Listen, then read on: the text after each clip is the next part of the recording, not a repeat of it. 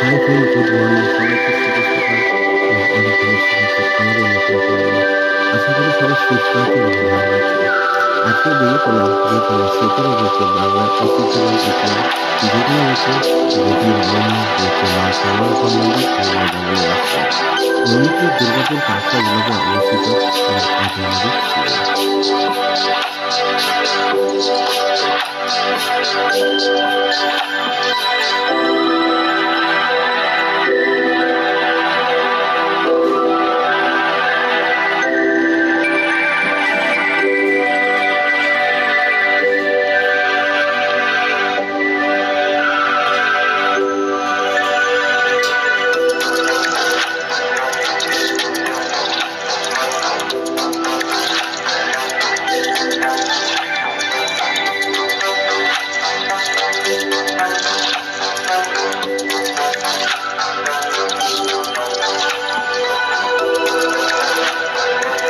ঘন্টাতে জঙ্গলের কথা মতো যখন কিন্তু শেষ হয় না।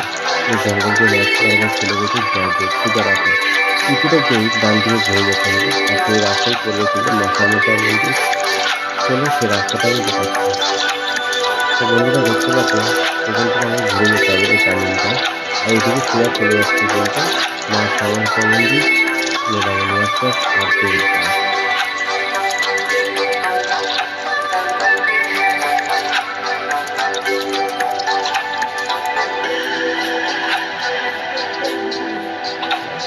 আমরা অলরেডি মন্দিরের কাছাকাছি চলে আসছি।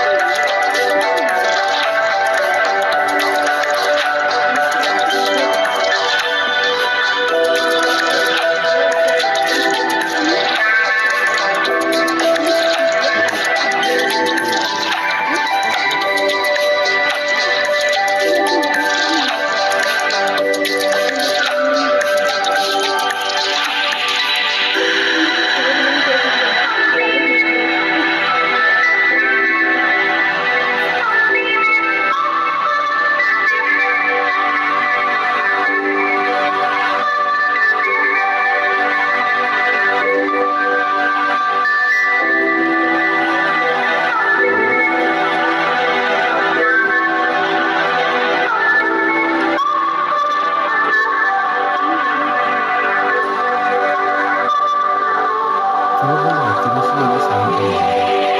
এই মন্দিরটি নিয়ে অনেক ইতিহাস কিন্তু রয়েছে।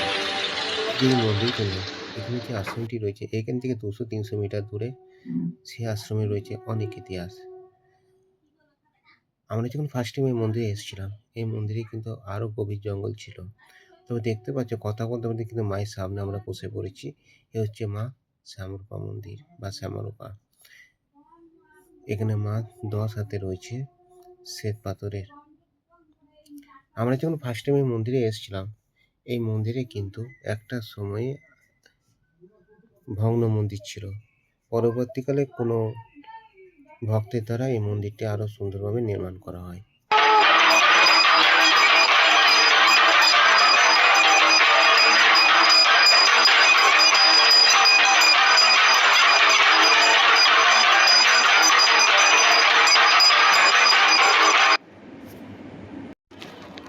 জয় মা, সবার মঙ্গল করো মা। জয় মা শ্যামারূপা, জয় মা দেবী দুর্গা। তবে বন্ধু এখানে আর একটা কথা বলি, দুর্গাপুজোর মহা অষ্টমীর দিনে এই মন্দিরে কিন্তু লক্ষ লক্ষ মানুষের সমাগম ঘটে মায়ের পুজো দেখার জন্য। এখানে একটা ঐতিহাসিক ব্যাপার আছে, এই মন্দিরে যখন অষ্টমী বলি হয় তখন একটা হঠাৎ থেকে আকাশ থেকে একটা বিশাল শব্দ হয়ে ওঠে, যেটা এক বলি টাইপ হয় প্রত্যেক বছরই হয়।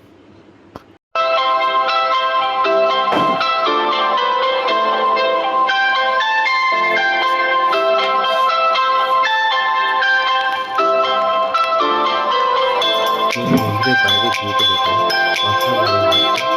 আমরা যখন এসেছিলাম ফার্স্ট টাইম তখন কিন্তু গভীর অরণ্য ছিল, গভীর অরণ্য। এবং এমনকি এখানে পুজো পুজো দিয়ে আমরা একটা গ্রুপ মিলে একটা পিকনিকও করেছিলাম। আর এইসব কাজগুলো যেগুলো দেখতে পাচ্ছেন যে উপরে যেটা সিঁড়ি দিয়ে একটা হয়েছে সেটা কিন্তু পশ্চিমবঙ্গ সরকারেরও দায়ী হচ্ছে যতটুকু আমি জানি। এখানে এটা দেখাবো, এখান থেকে উঠে যে জঙ্গলের ভিউটা কেমন লাগে সেটা আমি তুলে ধরবো।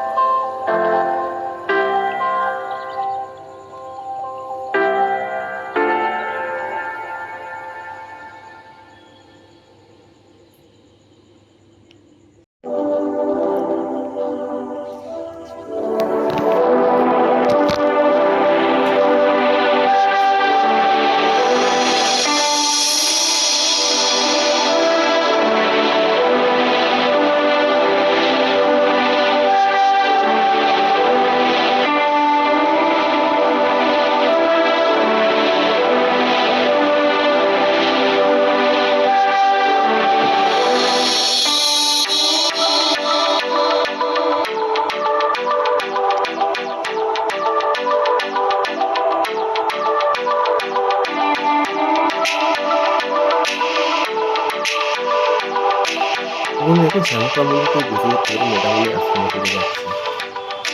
আর আমরা যখন এই আগের বার এসেছিলাম এখানে কিন্তু এত দোকান টোকান কিচ্ছু ছিল না, গভীর জঙ্গল, চারদিকে জঙ্গলের জঙ্গল, এখানে কিন্তু দোকান পাট সব হয়ে গেছে অনেকে। তো বন্ধু এই হচ্ছে মেলামণি আশ্রম, আর এখানে আমি গাড়িটা সাইড করে রাখবো।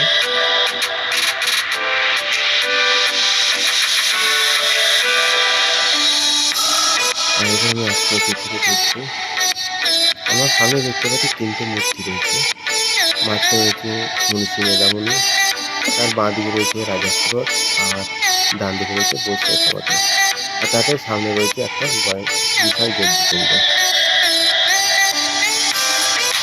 আর ঠিক আমার সামনে রয়েছে দেবী দুর্গা, মাতা চন্ডিকা রূপে।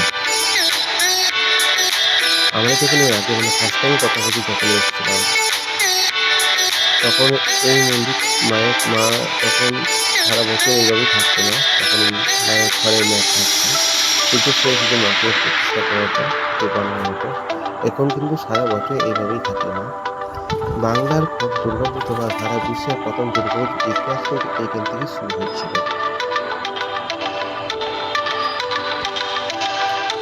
রাজা সুরত এবং বৈষ্ণব সমাধি কোন এক যুদ্ধে পরাজিত হয়েছিল। তারপর তারা সংসার ত্যাগ করে অজিনেরই তীরে এই জঙ্গলেই কিন্তু আশ্রয় নিয়েছিলেন। সেই সময় তাদের সাথে সাক্ষাৎ হয় মনীষী মেধামণির সাথে। সেই সময় মেধামণি এক তেঁতুল গাছের তলায় তপস্যা করছিলেন এবং মেধামণি তাদের সব কথা শোনার পর তাদেরকে বললেন বা অভয় দিলেন যে এখানে দেবী দুর্গা পুজো অনুষ্ঠিত করতে হবে এবং এই দেবী দুর্গা পুজো অনুষ্ঠিত করলেই তারা সমস্ত রাজ্য সাম্রাজ্য ফিরে পাবে। এবং সুরত রাজ্যের বৈষ্ণব সমাধি মুনি ঋষির কথা অনুযায়ী তার কাছে দীক্ষা নেন এবং শুরু হয় বাংলার প্রথম দুর্গাপুজো কাঠামো। এইভাবে কিছুদিন চলতে থাকে। মায়ের মূর্তি কিন্তু নির্মাণ হয় এবং এই স্থানে হয় বাংলার প্রথম দুর্গাপুজো। এখানে মা চন্ডিকার রূপে রয়েছে। একটা সময় যখন এই দুর্গাপুজো অনুষ্ঠিত আরাধনা, এই আশ্রমটি ছিল দেবী লক্ষ্মী, মহাকালী এবং দেবী সরস্বতী আরাধনা শক্তিপীঠ। এটিতে দেখছেন একজন সাধু ড্রাম বাজাচ্ছে।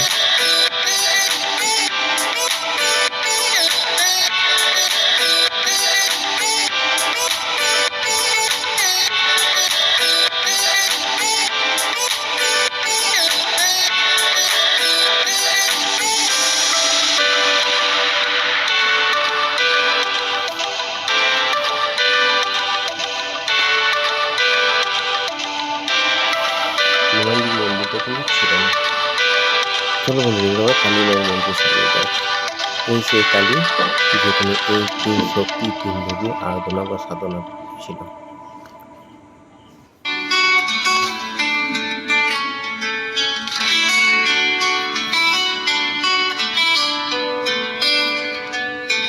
জয় মা।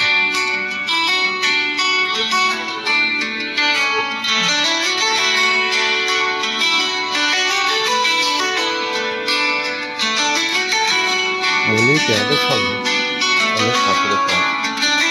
এদিকে ঠিক হাত ছাড়তে ছিল না মা সরস্বতী মন্দিরের সামনে।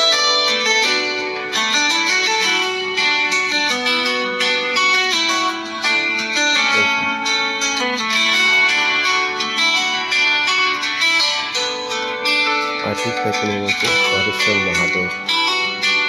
এর ঠিক একটু দূরে রয়েছে, কিছুটা দূরে 100 মিটার দূরের মতো জায়গা রয়েছে সেই তেঁতুল গাছটি, যে তেঁতুল গাছের তলায় মনীষী মেধামণি তপস্যা করতেন। তো বন্ধুরা, ভিডিওটা ভালো লাগলে অবশ্যই লাইক শেয়ার কমেন্ট করো।